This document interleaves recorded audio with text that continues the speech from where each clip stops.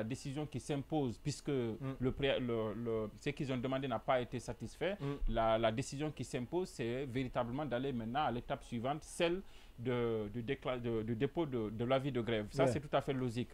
Maintenant, qu'est-ce qui a amené à ça? C'est simplement parce que la question préjudicielle qu'ils ont posée, elle n'a pas été justement satisfaite. Elle n'a pas été satisfaite. On ne sait pas si elle a été traitée ou pas, mais elle n'a pas été satisfaite. C'était quoi? C'était de parvenir au niveau du gouvernement, de l'équipe gouvernementale, ceux qui sont venus à la discussion la fois dernière, c'était de partir faire le compte rendu au gouvernement. Et le gouvernement devait prendre des précautions pour qu'à l'interne, il puisse vraiment prendre une action dans ce sens. L'action pouvait être de libérer purement et simplement le jeune journaliste en prison, ou alors de le libérer, le mettre à la disposition du mouvement syndical, mais le mettre aussi sous contrôle judiciaire. C'est un peu, en tout cas, le classique qu'on voit souvent lorsque des situations comme ça arrivent entre le pouvoir, soit entre le pouvoir et le mouvement social, ou entre le pouvoir et les partis politiques. Donc on le plaçait sous contrôle judiciaire, et puis la procédure judiciaire continuait parallèlement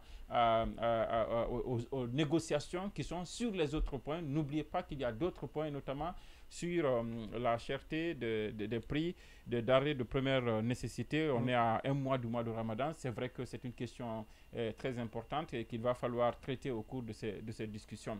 Maintenant, pourquoi le gouvernement n'a pas satisfait la demande du syndicat de mettre en liberté le syndicaliste qui est en prison? On ne sait pas ce qui s'est passé. Est-ce que l'équipe en charge de la négociation n'a pas pu obtenir ce principe avec le ministre de la Justice? Parce qu'on avait vécu ça le cas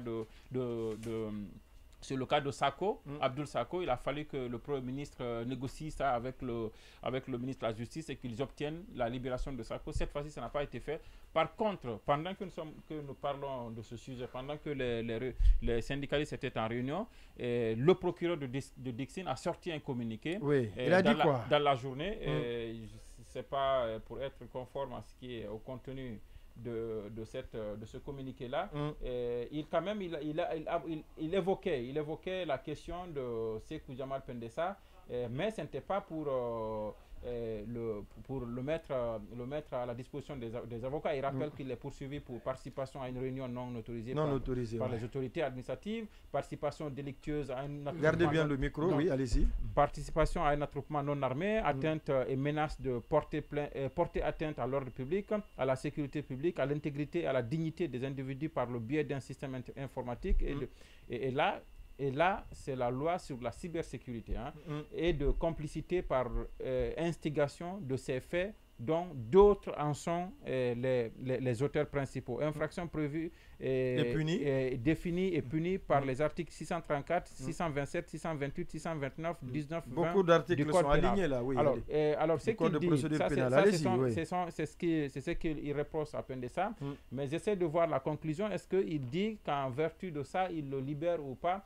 Alors, il dit qu'il a été déféré au parquet le lundi 22 janvier, ça on le sait. Le tribunal saisi étant dans l'impossibilité de se réunir pour la circonstance, et ce, conformément à l'avis en date du 22 janvier 2024 de monsieur le premier président de la Cour d'appel de Conakry, ordonnant le renvoi des audiences c'est-à-dire qu'il justifie en fait pourquoi la détention prolongée. Alors, il dit que le parquet de Dixine rappelle qu'à date, la juridiction d'instruction saisie a communiqué le dossier de la procédure au ministère public à l'effet pour lui de requérir ce que de droit. C'est-à-dire que c'est au procureur maintenant de programmer le jugement du jeune, ce qui n'arrive pas. Ce faisant, le parquet rassure qu'elle veille. C'est le parquet qui veille en principe. Qu'il veille à ce que la procédure suivie contre M. Sékou Pendessa soit équitable, contradictoire et foncièrement respectueuse de ses droits à la défense, conformément à l'article préliminaire du Code de procédure pénale. C'est pourquoi, et afin d'éviter la propagation d'informations parcellaires ou inexactes, ou pour mettre fin aux troubles à l'ordre public, notre parquet s'est voulu respectueux des dispositions en vigueur, notamment l'alinéa 3 j'essaie de voir la conclusion pour finir. Alors, le procédure pénale en communiquant sur cette procédure qui n'est qu'ordinaire. Donc, en gros, c'est que ce communiqué dit c'est qu'ils vont respecter les droits de Pendessa. Mais la procédure enclenchée ira jusqu'au bout. Donc la demande, c'est aussi une réponse. Hein, c'est aussi une réponse à la demande des syndicalistes de le libérer, de le mettre à disposition. C'est dire que nous ne le faisons pas, mais ce que nous rassurons, c'est que ces droits seront respectés. Donc la réponse du gouvernement, elle est claire. En tout cas pour le moment, si une autre décision n'intervient pas entre aujourd'hui et demain, c'est clair, le gouvernement refuse ou alors ne parvient pas à satisfaire cette demande. Et au vu de cela, le mouvement syndical s'est donc réuni aujourd'hui. Certainement qu'il n'avait pas connaissance de ce communiqué parce qu'il est intervenu dans la journée aussi. Mais le mouvement syndical a dû avoir des informations sur l'impossibilité d'obtenir ce point-là avec le gouvernement. Et donc, ils ont décidé d'aller à l'avis de grève le 19.